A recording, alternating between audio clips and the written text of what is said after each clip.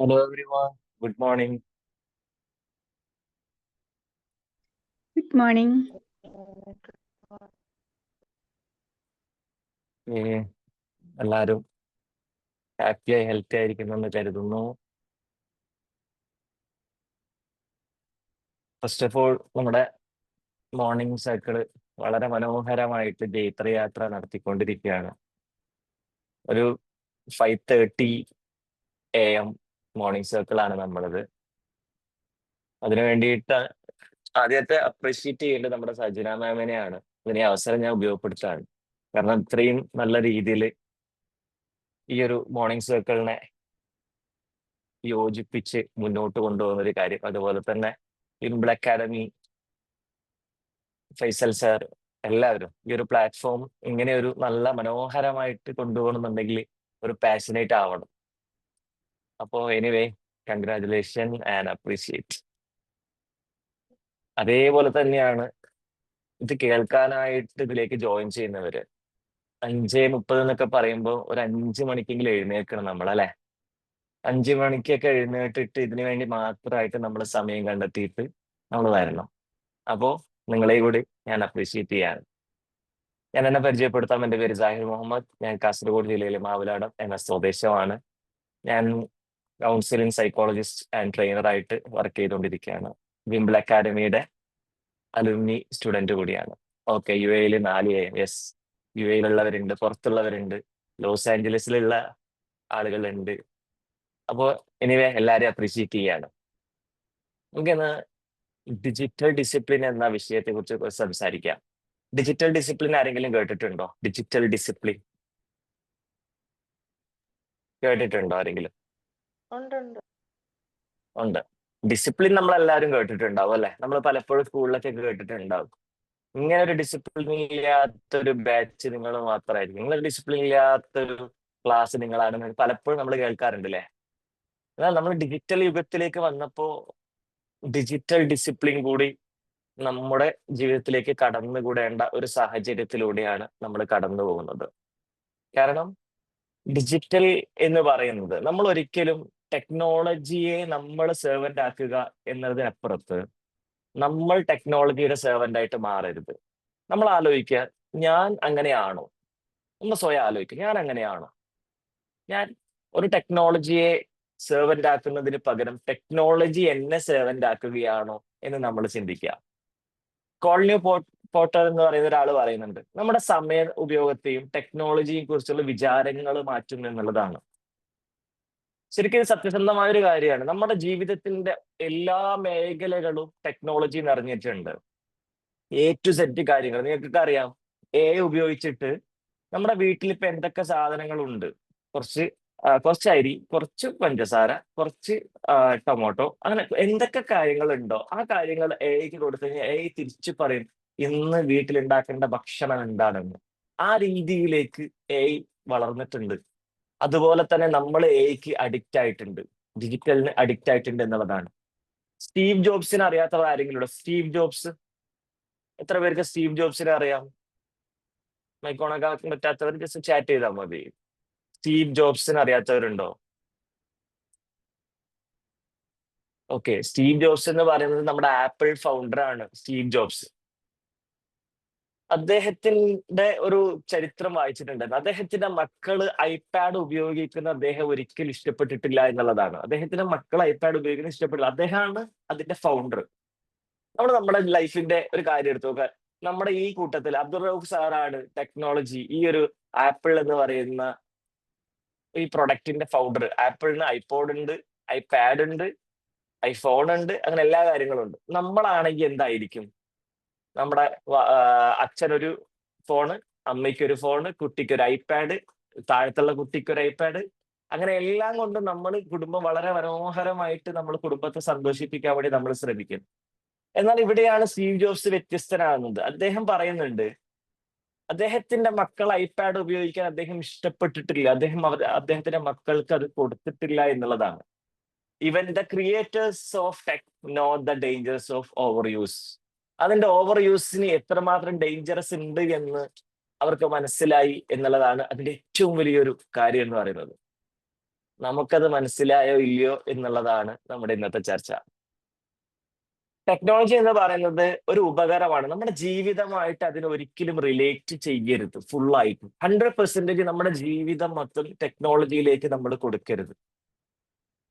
ഏതൊരു ആപ്പ് ആണെങ്കിലും അത് നമ്മുടെ ലക്ഷ്യം നേടാൻ വേണ്ടിയിട്ടായിരിക്കും. നമ്മുടെ ഫോണിൽ നിന്ന് എത്ര ആപ്പുകൾ ഉണ്ട്? നിങ്ങളൊന്ന് സ്വയം ആലോചിച്ച് നോക്കി. നിങ്ങളുടെ ഫോണിൽ നിന്ന് എത്ര ആപ്പുകൾ ഉണ്ട്? സോഷ്യൽ മീഡിയ ആപ്പുകൾ ഉണ്ട്. അത് തന്നെ പലതരം ആപ്പുകൾ ഉണ്ടാകും. ഇൻസ്റ്റാഗ്രാം, ഫേസ്ബുക്ക്, ട്വിറ്റർ, പിന്നെന്തൊക്കെയാണ്? വാട്സപ്പ്, അല്ലെ? 10 പേരിൽ എണ്ണിയാൽ മതിയാവും. ഇനിയും സോഷ്യൽ മീഡിയ ആപ്പുകൾ ഉണ്ടല്ലോ, അല്ലെ? അത്ര ആപ്പുകൾ നിങ്ങൾ ഇൻസ്റ്റാൾ ചെയ്തിട്ടില്ലേ? ഈ ആപ്പുകളൊക്കെ നമ്മുടെ ലക്ഷ്യം നേടാൻ വേണ്ടിയിട്ടായിരിക്കണം. ഒരിക്കലും നമ്മുടെ ജീവിതത്തിന്റെ മുഴുവൻ സമയങ്ങളും നമ്മൾ ഈ ആപ്പിലാണ് കൊണ്ടു നടക്കുന്നതെങ്കിൽ നമുക്ക് ഡിജിറ്റൽ ഡിസിപ്ലിൻ ഇല്ലാത്ത ഒരാളാണ് എന്നുള്ളതാണ് സത്യം. ഇതൊരു ഡോപ്പമിൻ സൈക്കിളാണ് ഇവിടെ വരയ്ക്കുന്നത്. ഡോപ്പമിൻ എന്നാൽ എന്താണ് ശരിക്കും? ഡോപ്പമിൻ എന്ന് പറഞ്ഞു കഴിഞ്ഞാൽ ഏത് സമയത്ത് ഉണ്ടാവുന്ന ഒരു കെമിക്കലാണ്. ആർക്കെങ്കിലും അറിയോ? ഒരാളൊന്ന് അൺമ്യൂട്ട് ചെയ്ത് പറയാവോ? അബ്ദുൾ റൌഫ് സാർ, ഡോപ്പമിൻ എന്താണ്? Happy hormone. Okay, very good, very good. ഒരു ഹാപ്പി ഹോർമോൺ ആണ് ഈ ഡോപ്പമിൻ എന്ന് പറയുന്നത്. നമുക്കൊരു പ്രചോദനം, ഒരു ആവേശം, ഒരു ആഗ്രഹങ്ങളൊക്കെ ഉള്ളിൽ നിന്ന് വരുമ്പോൾ ഒരു ഉൾപ്പുളകം എന്നൊക്കെ പറയാം, അല്ലെ? അങ്ങനെ വരുന്ന സമയത്ത് ഉണ്ടാവുന്നതാണ് ഈ ഡോപ്പമിൻ എന്ന് പറയുന്നത്. ഇവിടെയും ഡോപ്പമിൻ സൈക്കിൾ വർക്ക് ചെയ്യുന്നുണ്ട് നമ്മൾ ഓരോ കാര്യത്തിലും. അതിന് സിമ്പിൾ ആയിട്ട് ഞാനൊരു വേർഡ് ഇട്ടിട്ടുണ്ട്, ഒരു വാക്ക് ഞാൻ അതിന് ഇട്ടിട്ടുണ്ട്, അതിനൊരു പേര് ഞാൻ ഇട്ടിട്ടുണ്ട്. അത് വൊറർ ആണ്. വൊറർ, WORER, വൊറർ. നമുക്ക് വൊറർ നോക്കാം എന്താണെന്ന്. വൊററിലെ W എന്ന് പറയുന്നത് വെയിറ്റിംഗ് ആണ്, ഒരു കാത്തിരിപ്പാണ്. നമുക്ക് ഉണ്ടാവാറില്ല ഒരു കാത്തിരിപ്പ്? വാട്സപ്പിൽ ആരെങ്കിലും മെസ്സേജ് അയച്ചോ? ഒരു കാത്തിരിപ്പ് ഉണ്ടാവാറില്ല? അങ്ങനെ ഇല്ലാത്തവർ ആരെങ്കിലും ഉണ്ടോ? ഞാൻ ചലഞ്ച് ചെയ്യാണ്, അങ്ങനെ ഇല്ലാത്തവർ ആരെങ്കിലും ഉണ്ടോ? ആരെങ്കിലും മെസ്സേജ് അയച്ചോ എന്നുള്ള ഒരു കാത്തിരിപ്പിന് നിൽക്കാത്ത ഇൻസ്റ്റാഗ്രാമില് അല്ലെങ്കിൽ വാട്സാപ്പില് അല്ലെങ്കിൽ മെസ്സഞ്ചറിൽ അങ്ങനെ ഒരു കാത്തിരിപ്പില്ലാത്ത ആരെങ്കിലും ഉണ്ടായിട്ടുണ്ടോ ലൈഫിൽ ഒരു നിമിഷമെങ്കിലും? ഒന്നുകിൽ നമ്മുടെ പ്രിയപ്പെട്ടവർ ആരെങ്കിലും ഒരാളുടെ മെസ്സേജിന് വേണ്ടി നമ്മൾ കാത്തിരുന്നിട്ടുണ്ടാവില്ലേ? അയാളുടെ മെസ്സേജ് ഒന്ന് വന്നെങ്കിൽ. അബ്ദുറൌഫ് സാറൊക്കെ ചിരിക്കുന്നുണ്ട്, അല്ലെ? നമ്മൾ കാത്തിരിക്കാറില്ലേ? ഒരു മെസ്സേജ് വന്നെങ്കിൽ എന്ന് നമ്മൾ കാത്തിരിക്കും. ശരിക്കും ആ കാത്തിരിപ്പിന്റെ ആ സമയങ്ങൾ നമ്മുടെ ഉള്ളിൽ ഉണ്ടാവുന്നത് ഒരു ഡോപ്പമിൻ വർക്ക് ചെയ്ത്, ഒരു സന്തോഷത്തിന്റെ ഹാപ്പി കെമിക്കൽ അവിടെ വർക്ക് ചെയ്ത് തുടങ്ങുകയാണ്. അതാണ് വെയിറ്റിംഗ് എന്ന് പറയും. നമ്മുടെ കാത്തിരിപ്പാണ്. ഇപ്പൊ വരും, ഇപ്പൊ വരും, അല്ലെ? ഒരു യെസ് ആയിരിക്കും, ഒരു നോ ആണോ, എന്താണ്? ഇപ്പൊ വരും എന്ന് കാത്തിരിക്കും. അങ്ങനെ അത് മാത്രല്ല കേട്ടോ, ഒരുപാട് കാര്യങ്ങളിലുണ്ട്. ഞാൻ ജസ്റ്റ് അത് പറഞ്ഞതേ ഉള്ളൂ. റൌസാർ ചിരിച്ചപ്പോ എനിക്ക് അതാണ് ഓർമ്മ വന്നത്. അങ്ങനെ ഒരുപാട് കാര്യങ്ങൾ ഇതിനകത്തുണ്ട്. നമ്മൾ കാത്തിരിപ്പില് ഒരുപാട് കാര്യങ്ങൾ അങ്ങനെയുണ്ട്. സെക്കൻഡ് വൺ ഒപ്പീനിയൻ ആണ്. ഒരു മെസ്സേജ് കാണുമ്പോൾ ഉണ്ടാവുന്ന സന്തോഷം, അല്ലെ? നമ്മൾ പലപ്പോഴും എന്തെങ്കിലും ഒരു കാര്യങ്ങൾ പറഞ്ഞിട്ടുണ്ടാവും, ഒരു അഭിപ്രായങ്ങൾ നമ്മൾ പറഞ്ഞിട്ടുണ്ടാവും. ഞാനിപ്പോ ഒരു ക്ലാസ് എടുത്തു, ഇപ്പൊ ഇന്ന് ക്ലാസ് കഴിഞ്ഞു, ഞാൻ ഇനി ഫോണൊക്കെ സെറ്റ് ചെയ്ത് ഞാൻ നോക്കിക്കൊണ്ടിരിക്കുകയാണ്. എന്താണെന്നറിയോ? ഈ ക്ലാസ് കഴിഞ്ഞിട്ട് വേണം അബ്ദുൾ റൌഫ് സാർ എന്നെ കുറിച്ച് എന്താ പറഞ്ഞത്, അല്ലെങ്കിൽ സജ്ന മാം എന്നെ കുറിച്ച് എന്താ പറഞ്ഞത്, അബീന മൻസൂർ മാം എന്താണ് എന്നെ കുറിച്ച് പറഞ്ഞത്, എന്റെ ക്ലാസ് എങ്ങനെ ഉണ്ടായിരുന്നു, ഞാൻ അഭിപ്രായം കേൾക്കാൻ വേണ്ടി ഇങ്ങനെ കാത്തിരിക്കുകയാണ്. ചിലപ്പോ ഇവരൊക്കെ ഉറങ്ങിയിട്ടുണ്ടാവും ഇത് കഴിഞ്ഞിട്ട്, അല്ലെങ്കിൽ അവരവരുടേതായ ജോലിക്ക് പോയിട്ടുണ്ടാവും. ഞാൻ കാത്തിരിക്കുകയാണ്. ഞാൻ ഈ ഒപ്പീനിയന് വേണ്ടി കാത്തിരിക്കുക. കാരണം ആ ഒപ്പീനിയൻ ആണ് എന്നെ സന്തോഷിപ്പിക്കുന്നത് കൂടുതൽ. ഞാൻ അതിനു വേണ്ടി വെയിറ്റ് ചെയ്യാണ്. അത് അബ്ദുൾ റൌഫ് സാർ ഒരു ജസ്റ്റ് ഒരു ഹാൻഡ് ക്ലാപ്പിന്റെ ഒരു സിമ്പിൾ ഇട്ട് കഴിഞ്ഞാൽ ഭയങ്കര സന്തോഷമായി എനിക്ക്, അല്ലെ? നമുക്കൊക്കെ ഉണ്ടാവാറില്ലേ? നമ്മളൊരു മെസ്സേജ് അയച്ചു അല്ലെങ്കിൽ ഒരു ഗ്രൂപ്പിൽ, നമ്മുടെ സ്കൂൾ ഗ്രൂപ്പിൽ ഒരു അഭിപ്രായം നമ്മൾ പറഞ്ഞു കഴിഞ്ഞാല് അഭിപ്രായത്തിന് ഒരു എന്താ പറയാ, മെസ്സേജ് മറുപടി വരുന്ന സമയത്ത് ഉണ്ടാകുന്ന ഒരു സന്തോഷം അല്ലേ? ഉണ്ടാവാറില്ലേ? നിങ്ങൾക്ക് ഉണ്ടാവാറില്ലേ? ഒരാള് അത് പറഞ്ഞ നല്ല അഭിപ്രായം കേട്ടോ, ലിഷ ഫ്രാൻസിസ് മാം പറഞ്ഞത് നല്ലൊരു അഭിപ്രായമാണ്, ഞാൻ അതിനോട് യോജിക്കുന്നു എന്ന് പറയുമ്പോൾ സ്വാഭാവികമായിട്ടും മാമിന് തോന്നുന്നു യെസ്, ഓ എന്തൊരു സന്തോഷമാണല്ലേ, ഒരു ഉൾപ്പുളക നമുക്ക് ഉണ്ടാവാറുണ്ട്. ഫവാസിന് ഉണ്ടായിട്ടില്ലേ? ഫവാസ് സാർ ഉണ്ടാകാറില്ലേ? നമുക്കൊരു ഉൾപ്പുളകം എന്നൊക്കെ പറയാറില്ല, അല്ലെ? നമുക്കൊരു സന്തോഷം. അതാണ് ഒപ്പീനിയൻ എന്നുകൊണ്ട് ഉദ്ദേശിക്കുന്നത്. തേർഡ് വൺ റിവാർഡാണ്. ഈ റിവാർഡ് പലപ്പോഴും നമ്മളെ പിടിച്ചിരുത്തിയത് ഏത് സമയം മുതലാണെന്ന് അറിയോ? റിവാർഡ് കൊണ്ട് നമ്മുടെ സ്ക്രീനിൽ പിടിച്ചിരുത്തിയ ഒരു സമയം ഉണ്ടായിരുന്നു. ഏതാണെന്നറിയോ? ഒരു 5 സെക്കൻഡെങ്കിൽ 5 സെക്കൻഡ് നമ്മളൊന്ന് പിടിച്ചിരുത്തിയ ഒരു സമയമുണ്ട്. ആർക്കെങ്കിലും അറിയാവോ? ഓക്കെ, നമ്മുടെ ഗൂഗിൾ പേ ചെയ്യുന്ന സമയത്ത് ഗൂഗിൾ പേയുടെ ആദ്യ ഘട്ടങ്ങളിൽ നമ്മൾ ഓരോ ട്രാൻസാക്ഷനിലും നമുക്ക് റിവാർഡ് കിട്ടിയിട്ട് ശ്രദ്ധിച്ചിരുന്നു. സ്ക്രാച്ച് ചെയ്യുന്ന സമയത്ത് നമുക്ക് റിവാർഡ് കിട്ടാറുണ്ട്. ആരെങ്കിലും ശ്രദ്ധിച്ചിരുന്നോ? ആർക്കും കിട്ടിയിട്ടില്ല? ഗൂഗിൾ പേ റിവാർഡ് ഒന്നും വാങ്ങിച്ചിട്ടില്ല? ഒക്കെ റിച്ച് ആളുകളാ? ഉണ്ട്.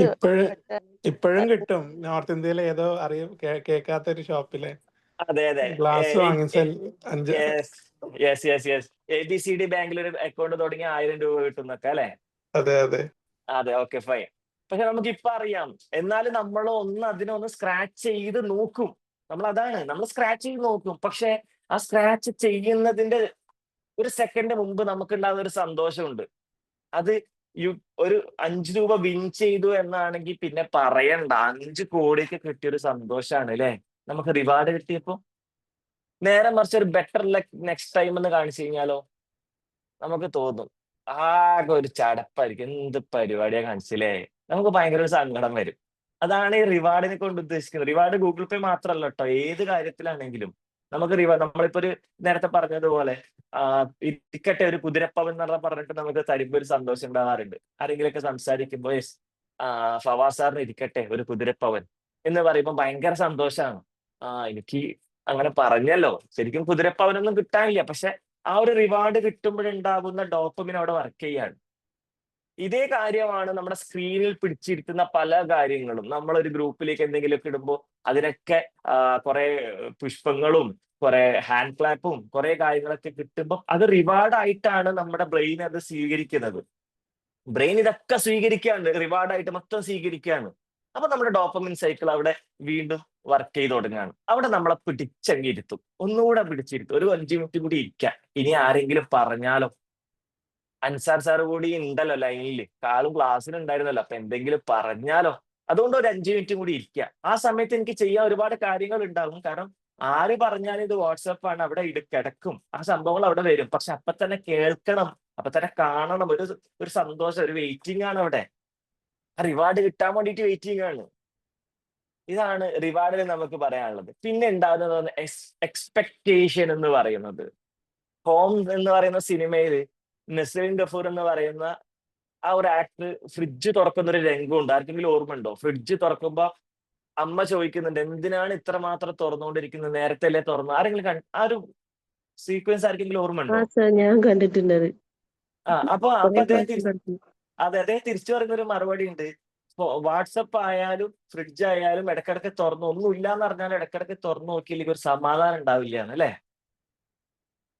അതല്ലേ അതിനകത്ത് അദ്ദേഹം പറയുന്നത്. അത് ആക്ച്വലി നമ്മളായിട്ടൊക്കെ ഇന്റർ കണക്റ്റഡ് ആണ്. നമ്മളൊക്കെ വെറുതെ അതെ, നമുക്കറിയാം വാട്സപ്പിനകത്ത് പുറത്ത് നമ്മൾ വാട്സപ്പിൽ കയറാതെ തന്നെ അല്ലെങ്കിൽ ഇൻസ്റ്റാഗ്രാമിൽ കയറാതെ തന്നെ നമുക്ക് പുറത്ത് കാണിക്കും എത്ര മെസ്സേജസ് വന്നിട്ടുണ്ട്. അവിടെ ഒന്നും ഉണ്ടാവില്ല. വാട്സപ്പിന്റെ ഗ്രീൻ അല്ലാതെ അവിടെ റെഡ് മാർക്ക് വന്നിട്ടുണ്ട്. റെഡ് മാർക്കിലല്ലേ നമുക്ക് സാധാരണ കാണിക്കുക എത്ര മെസ്സേജസ് ആണെന്ന്. അവിടെ അതൊന്നും ഉണ്ടാവില്ല. എന്നാലും നമ്മളൊന്ന് കേറി നോക്കും, എന്തെങ്കിലും വന്നാലോ അല്ലെ റൌഫ് സാറെ, ആരെങ്കിലും അയച്ചാലോ? ഒരു എക്സ്പെക്ടേഷൻ ആണ്. നമ്മൾ വീണ്ടും വീണ്ടും നോക്കിക്കൊണ്ടിരിക്കണം. ഒരു 5 മിനിറ്റ് കൂടെ ഒന്നുകൂടി നോക്കും, എന്നിട്ട് അവിടെ വെക്കും. നമ്മൾ അതിനകത്ത് നോട്ടിഫിക്കേഷൻ ഓൺ ആയിരിക്കും. വലിയ സൗണ്ട് ഒക്കെ ഉണ്ടാവും, നല്ല സൗണ്ട് ഒക്കെ ഉണ്ടാവും നോട്ടിഫിക്കേഷൻ വരുമ്പോ. അപ്പൊ സ്വാഭാവികമായിട്ടും നമുക്കറിയാം മെസ്സേജ് വന്നിട്ടുണ്ടെങ്കിൽ. അല്ലെങ്കിൽ നമ്മൾ നോക്കുമ്പോൾ അവിടെ മെസ്സേജിന്റെ ചിഹ്നം കാണിക്കും. 2 ചാറ്റ് ഉണ്ട്, 2 കോൺവെർസേഷൻ ഉണ്ട് എന്ന് കാണിക്കും. അതില്ലാഞ്ഞിട്ട് പോലും നമ്മൾ വീണ്ടും വീണ്ടും എടുത്തു നോക്കുകയാണ്. സജന മാം എടുത്തു നോക്കാറില്ലേ? ആരെങ്കിലും മെസ്സേജ് അയച്ചിട്ടുണ്ടോ? മോർണിംഗ് സർക്കിൾ ആരെങ്കിലും മാറിയിട്ടുണ്ടോ? പെട്ടെന്ന് രാവിലെ ഉറങ്ങി എണീക്കൂലേ? സജന മാം ഇടയ്ക്കിടയ്ക്ക് നോക്കാറില്ലേ? ഇത് നമ്മുടെ ലൈഫ് റിലേറ്റഡ് ആണ്. ഇതാണ് എക്സ്പെക്ടേഷൻ എന്ന് പറയുന്നത്. 5th വൺ റിപ്പീറ്റേഷൻ ആണ്. വീണ്ടും വീണ്ടും നോക്കുന്നത്. ഇത് നമുക്ക് ഉണ്ടായിട്ടുണ്ടാവും. നമ്മൾ വിചാരിക്കും റിപ്പീറ്റേഷൻ നമ്മൾ ചെയ്യുന്നത്. യെസ്, ചെയ്യാറുണ്ട്. എന്താണെന്ന് അറിയോ?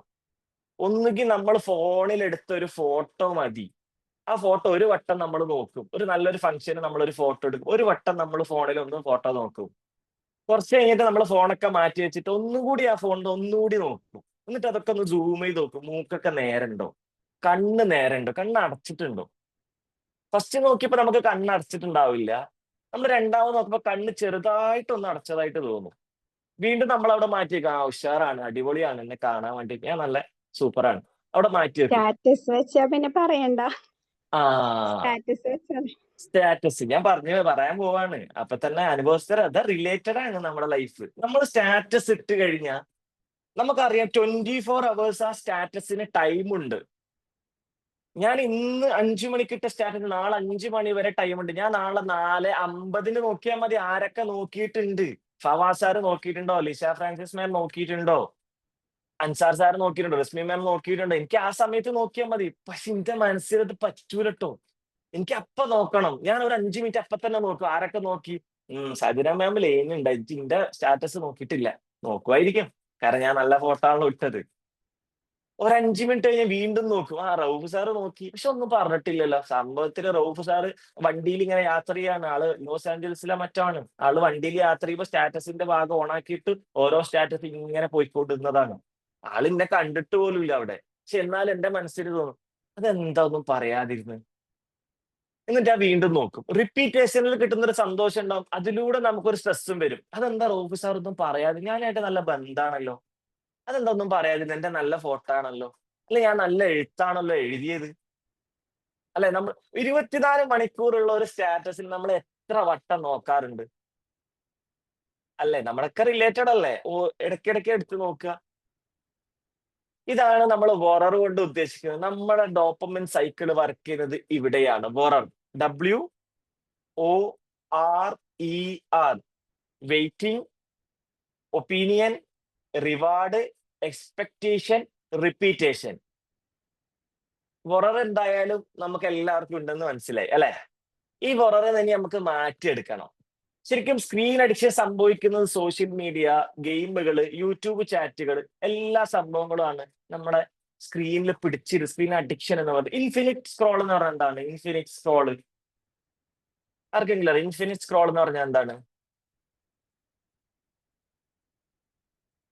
ഓക്കെ, ഇൻഫിനിറ്റ് സ്ക്രോൾ എന്ന് പറഞ്ഞു കഴിഞ്ഞാല് മുമ്പ് ഫസ്റ്റ് ടൈം ഒക്കെ വാട്സപ്പ്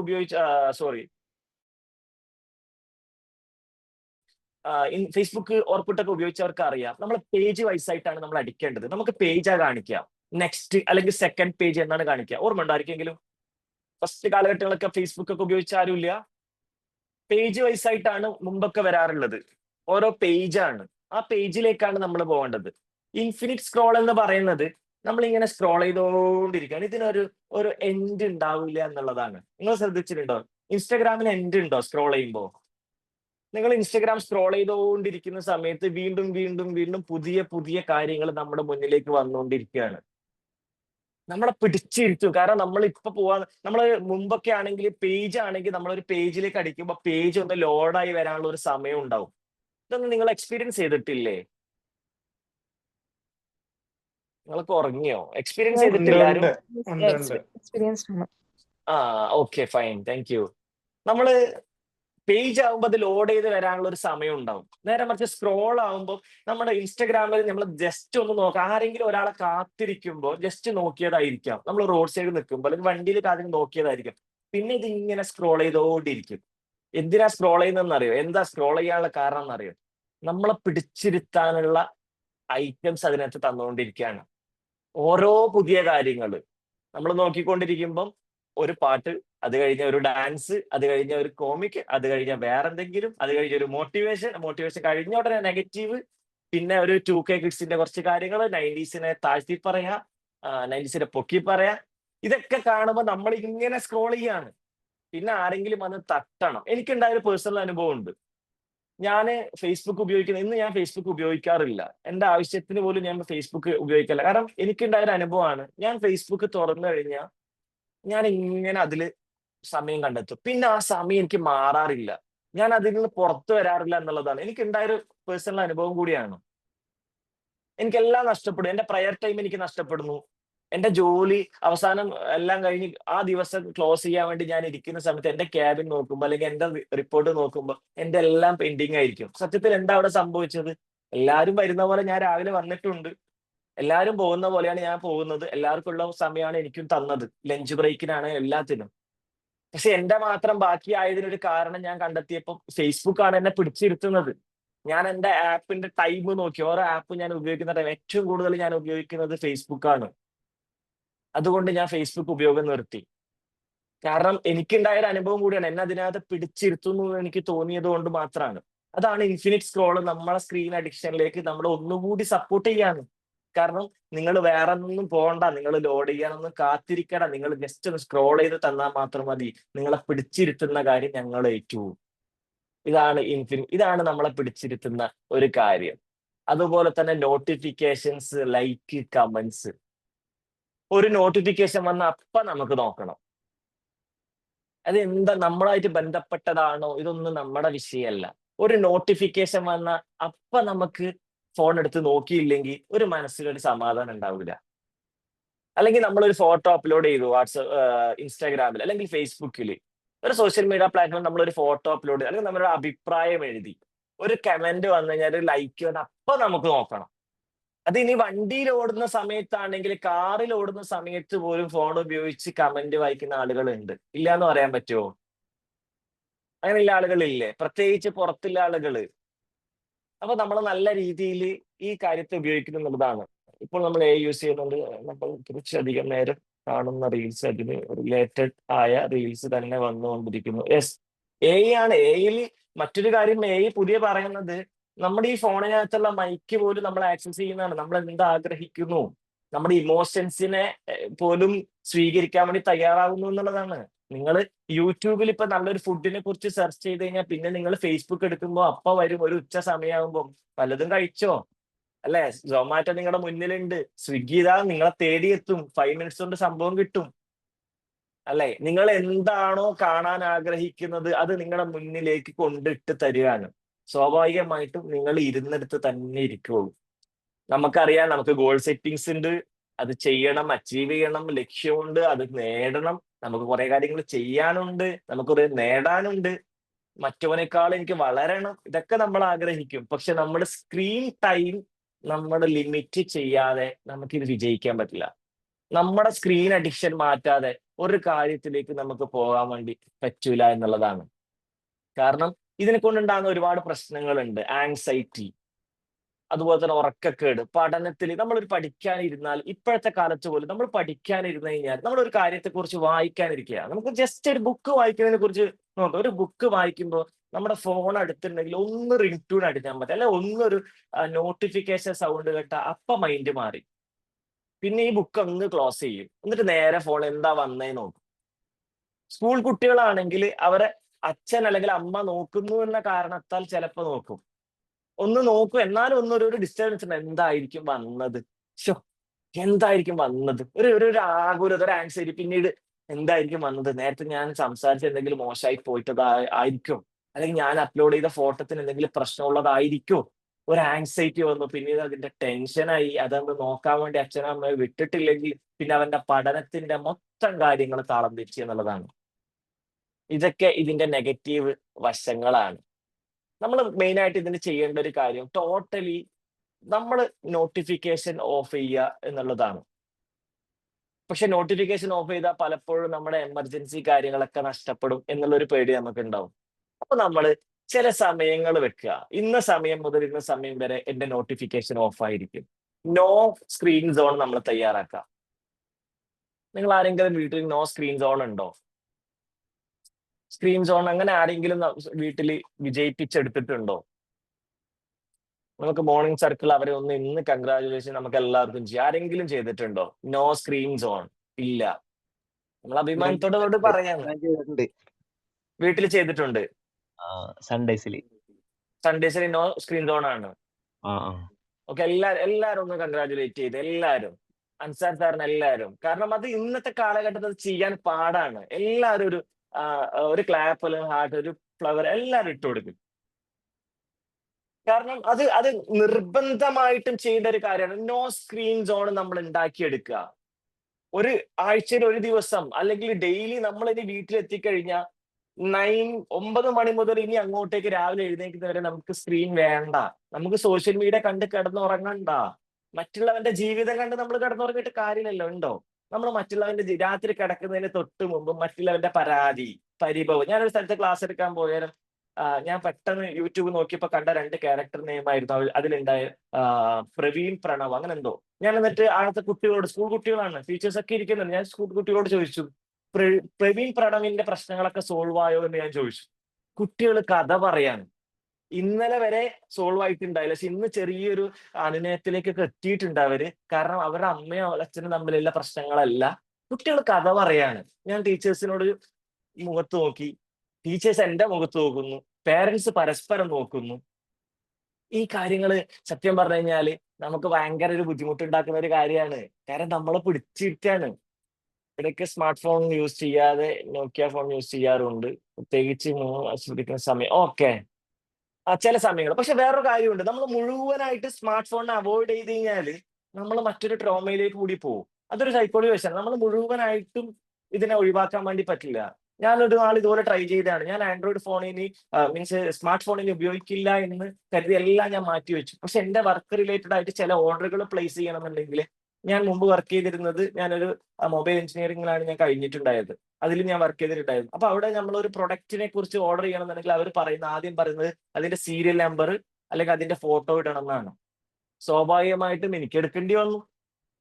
പക്ഷെ അതിനെ എങ്ങനെ ഉപയോഗിക്കുന്നു എന്നുള്ളതാണ് വിജയം. നമ്മൾ സ്മാർട്ട് ഫോൺ മുഴുവനായിട്ട് ഒഴിവാക്കുക എന്നുള്ളതിനപ്പുറത്ത് അതിനെ എങ്ങനെ ഉപയോഗിക്കുന്നു എന്നുള്ളതാണ്. നമ്മൾ ടെക്നോളജി സെർവന്റ് ആക്കുക. ഞാൻ തുടക്കത്തിൽ പറഞ്ഞല്ലോ, നമ്മൾ ടെക്നോളജിയെ സെർവന്റ് ആക്കി മാറ്റുക.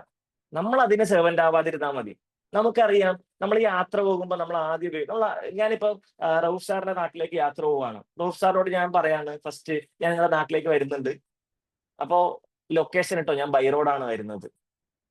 ഞാൻ ലൊക്കേഷൻ ഇട്ട് കറക്റ്റ് റൌഫ് സാറിന്റെ വീട്ടിലേക്ക് എത്തുന്നത് വരെ ഒരാളോടും കമ്മ്യൂണിക്കേഷൻ ഇല്ല. അതിനിടയ്ക്ക് ഞാൻ ആ വീട്ടിലേക്ക് പോകുമ്പോൾ എന്തെങ്കിലും ഒരു അതിഥിയല്ലേ എന്നുള്ളത് എന്തെങ്കിലും വാങ്ങിക്കുമ്പോൾ ആ കടക്കാരനോട് എത്ര വരും, എത്രയാ കിലോ, ലാസ്റ്റ് എത്രയാണ്, എത്ര അയക്കണം എന്ന ചോദ്യങ്ങളല്ലാതെ വഴിയിൽ നിൽക്കുന്ന ഒരാളോടും റൌഫ് സാർ എന്ന് പറഞ്ഞ ഒരാളുണ്ട്, അല്ലെങ്കിൽ ഇന്ന് മലപ്പുറത്തേക്കുള്ള റോഡ് എങ്ങനെയാണ്, അല്ലെങ്കിൽ ഇന്ന സ്ഥലത്തേക്ക് എങ്ങനെ പോകണമെന്ന് ഒരു മനുഷ്യനോട് കമ്മ്യൂണിക്കേറ്റ് ചെയ്യാൻ എനിക്ക് അതിന് ആവശ്യം വരുന്നില്ല.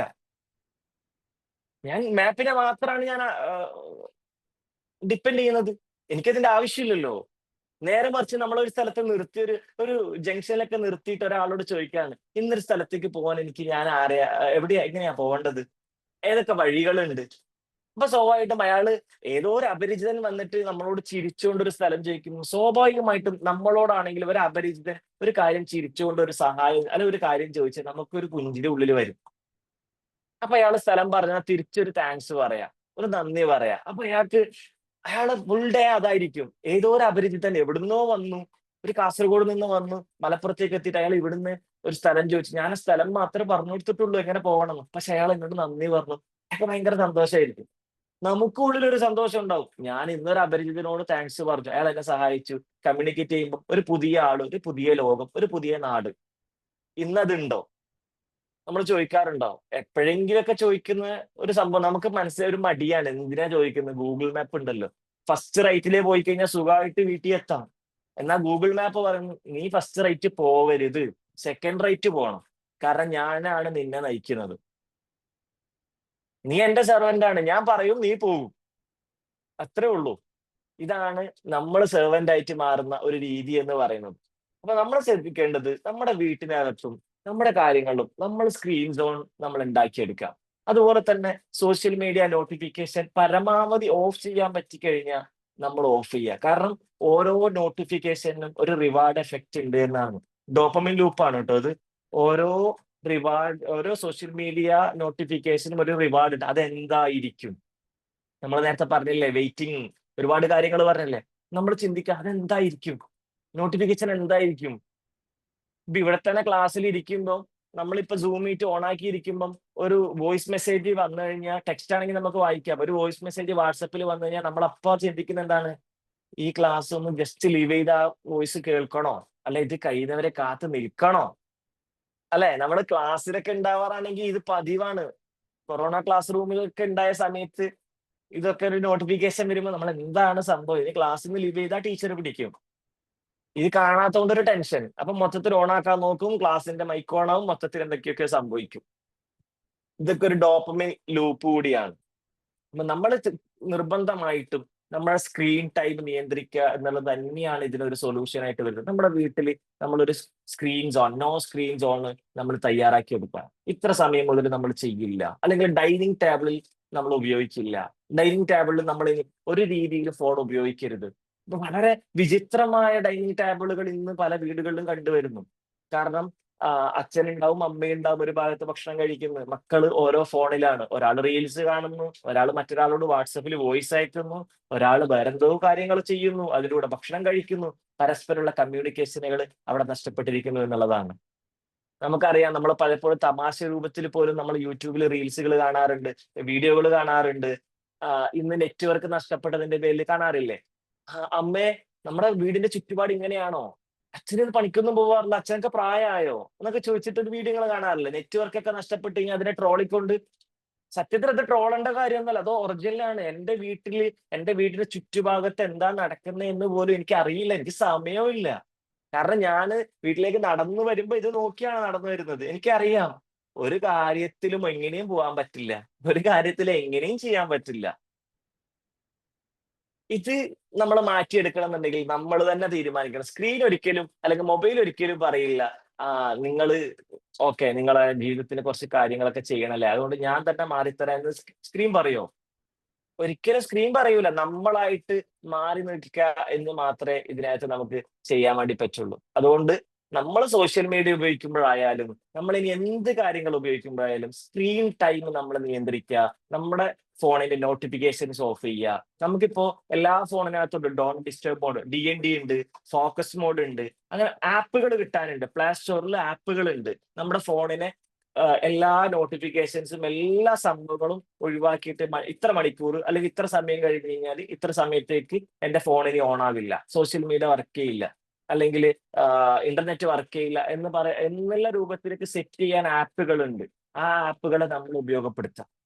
കാരണം ലൈഫ് എന്ന് പറയുന്നത് നമ്മുടെ സ്വന്തമാണ്. ഇതിന് എന്ത് സംഭവിച്ചു കഴിഞ്ഞാലും, എന്റെ ലൈഫിന് എന്ത് സംഭവിച്ചാലും റൌഫ് സാർ ഉത്തരവാദിയല്ല, സജന മാം ഉത്തരവാദിയല്ല, ഫവാസ് സാർ ഉത്തരവാദിയല്ല, ഒരാൾ ഉത്തരവാദിയല്ല, ഈ റീൽസ് ഉണ്ടാക്കിയ ആൾ ഉത്തരവാദിയല്ല, ഈ വ്ളോഗ് ചെയ്ത ആൾ ഉത്തരവാദിയല്ല. ഉത്തരവാദി ആരാണ്? ഞാൻ മാത്രമാണ്. എന്റെ ലൈഫിൽ എന്തെങ്കിലും ആകണമെന്ന് ഞാൻ ആഗ്രഹിച്ചിട്ടുണ്ടെങ്കിൽ അതിൽ ഞാൻ പണിയെടുക്കണം. അല്ലാതെ ഞാൻ കുറച്ച് കഴിഞ്ഞിട്ട് പറയാണ് ഞാൻ ഇന്നലെ റീൽസ് കണ്ടിരുന്നോണ്ടാണ്. ഞാൻ റീൽസ് കണ്ടിരുന്നപ്പോ ആർക്ക് ലാഭം കിട്ടി? റോഫ് സാറിന്റെ ചാനലിന് സബ്സ്ക്രിപ്ഷൻ കൂടി, അതിന് വാച്ച് ഹിസ്റ്ററി കൂടി, അതിന് പൈസ കിട്ടി, ഡോളർ കിട്ടി, റോഫ് സാറ് പണക്കാരനായി. എനിക്ക് എന്ത് നേടി?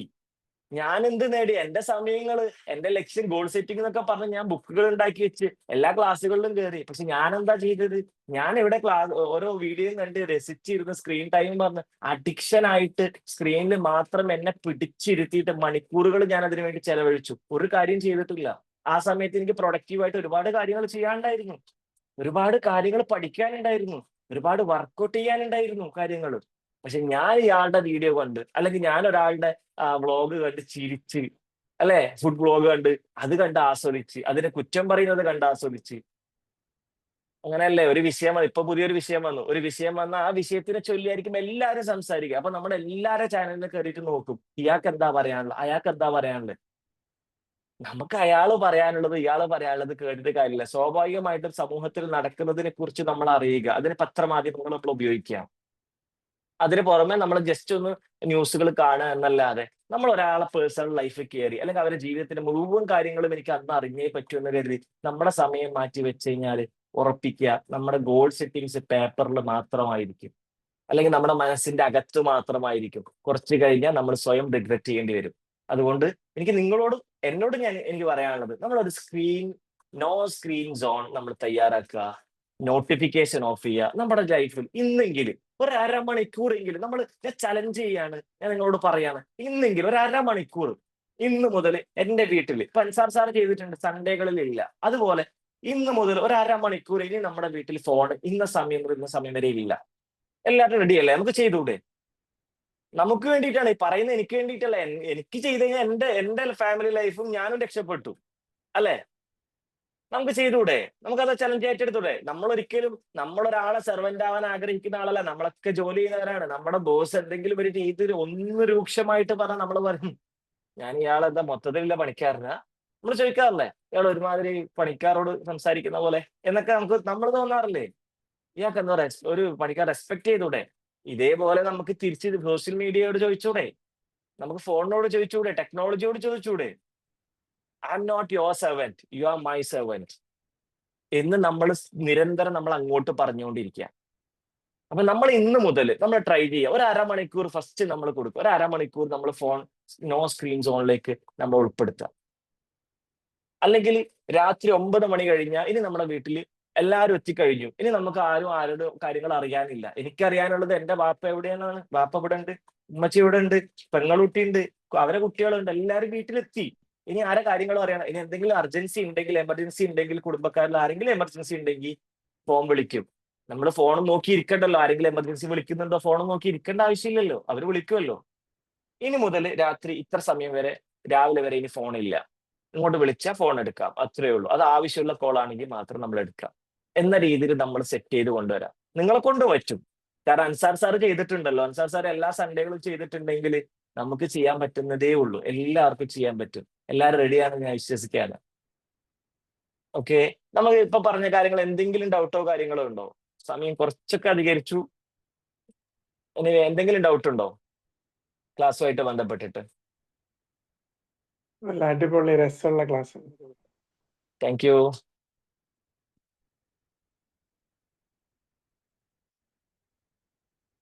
Any doubts?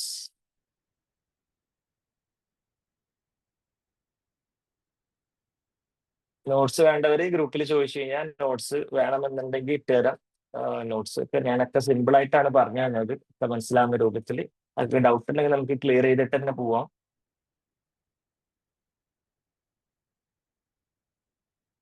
No doubt. Thank you, thank U.